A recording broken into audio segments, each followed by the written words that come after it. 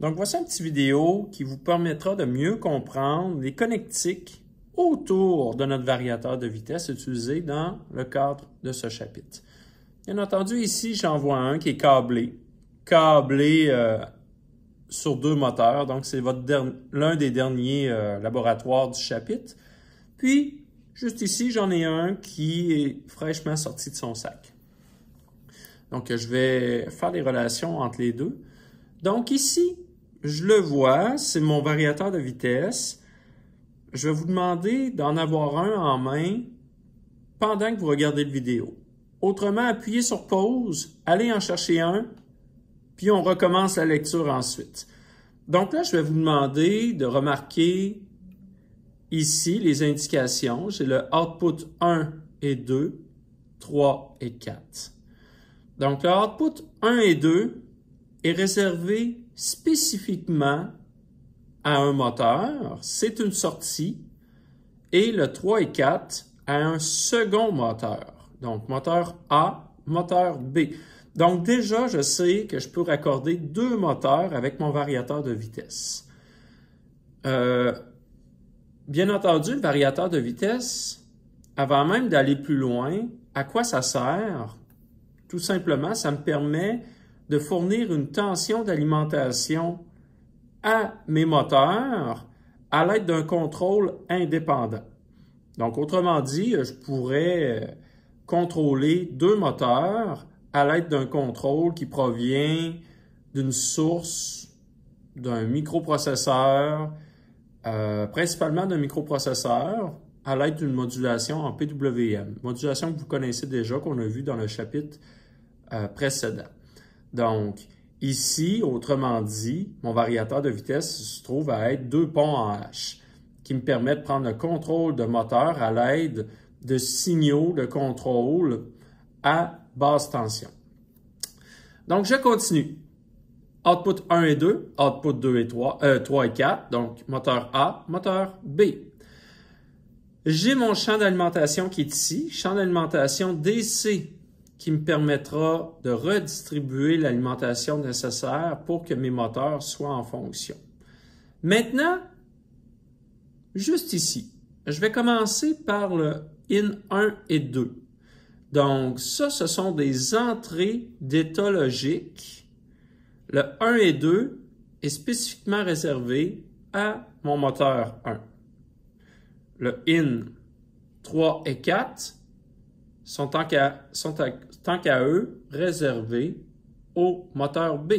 Donc, in 1 et 2, moteur A, in 3 et 4, moteur B.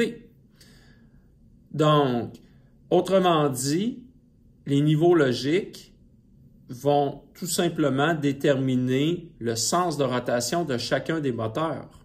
Donc, si j'ai un niveau 1, niveau 0, mon moteur A va être en sens horaire. J'ai un niveau 0, 1, mon moteur A sera sens anti-horaire. Si j'ai un niveau 0, 0, arrêt. Niveau 1, 1, arrêt. Vous le savez, on a déjà complété des tables de vérité à cet effet dans le chapitre précédent. Maintenant, pour l'entrée 3 et 4, c'est les mêmes caractéristiques, mais pour le moteur B. Ensuite, je remarque le petit capuchon qui est ici.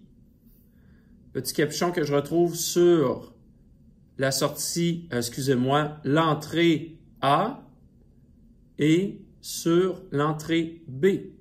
Déjà, vous avez deviné que l'entrée A est réservée au moteur A et l'entrée B est réservée au moteur B.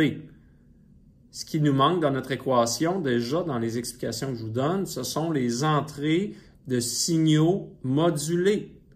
Donc, à titre d'exemple, si je veux moduler et intégrer une modulation en PWM pour l'entrée 1 et 2, je vais le faire à partir de l'entrée ENA-A. Si je veux le faire pour l'entrée 3 et 4, je vais le faire à partir de l'entrée ENA-B. Toutefois, je vais devoir enlever mon petit capuchon pour me raccorder sur la connectique qui est vis-à-vis les autres.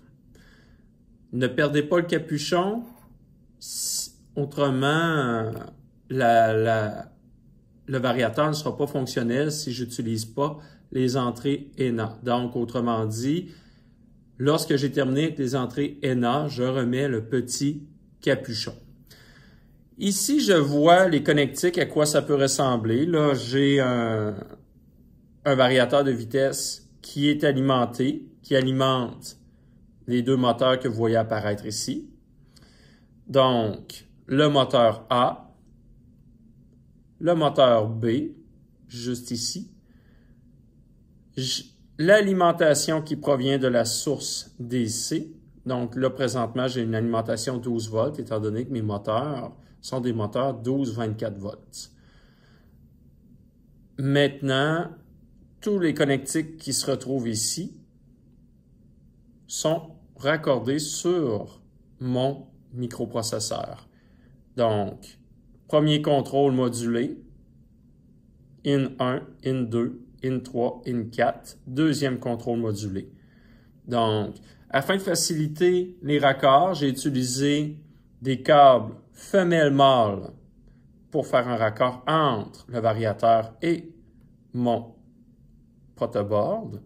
Et ensuite, j'ai utilisé des grands cavaliers mâle-mâle pour faire les raccords entre le protoboard et mon circuit, mon microprocesseur. Donc, si jamais il y a quoi que ce soit, faites-nous signe. Nous vous aiderons à raccorder votre premier variateur. Mais c'est somme toute très simple à raccorder, surtout en considérant que vous avez fait des ponts en H, pièce sur pièce, sur protoboard. Donc là, maintenant, on oublie les ponts en H, pièce sur pièce.